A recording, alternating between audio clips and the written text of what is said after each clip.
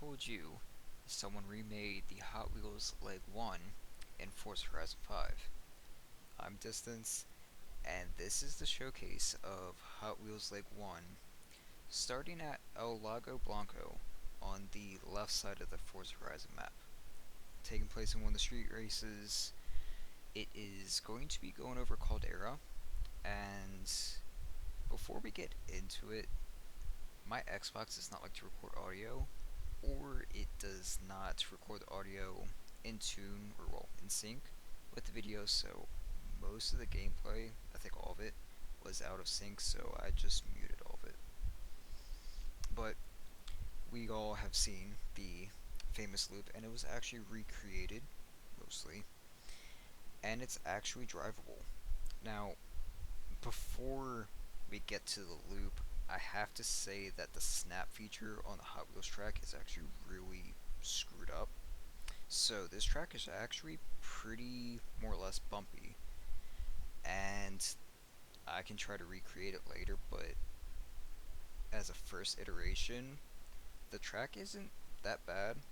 I tested it with S1 class car, and for the most part, it's actually pretty drivable.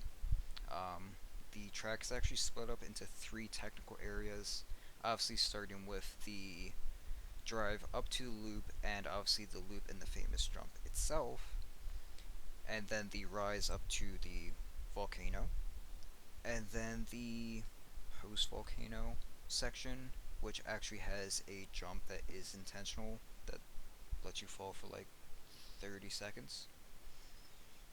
For the loop itself, though, you cannot go straight through the loop.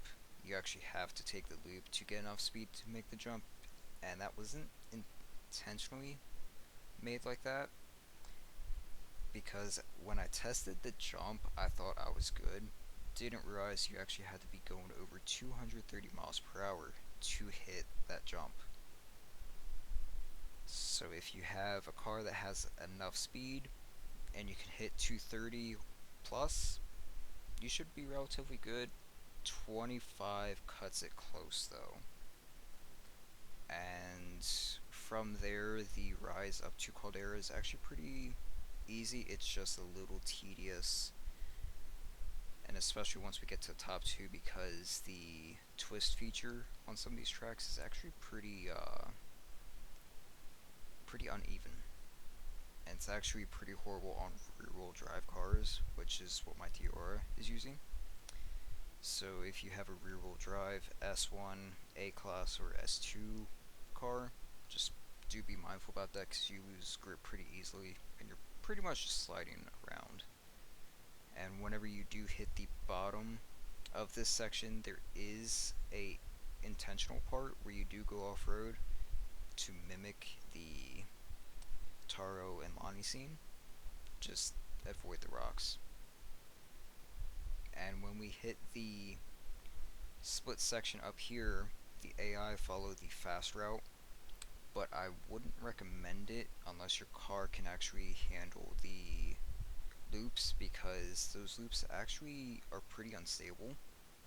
And to actually make the jump that you see right there, you have to be going like 175, 180. So if you have a fast enough car that can accelerate quickly and handle that loop and that angle that you're at, I would prefer to take that route. But the left route, which is unmarked, is probably the safer route.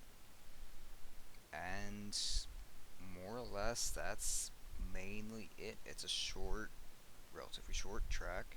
I usually average 350s. The fastest time I've hit is like 336, but the Kurt Wall time that I mentioned in the video description, or the track description, is 346 something. And that's pretty much it for the leg one. Obviously, hope you guys like it. If you test it out, feel free to let me know what you think about it, and enjoy the two bloopers I have for it. And that being said, I also have Hot Wheels Leg 2, 3, and 4, including the Hot Wheels City as its own race. All of them are made and are currently available, and I will cover them on their own videos, as well as my World Race version of the Hot Wheels Goliath.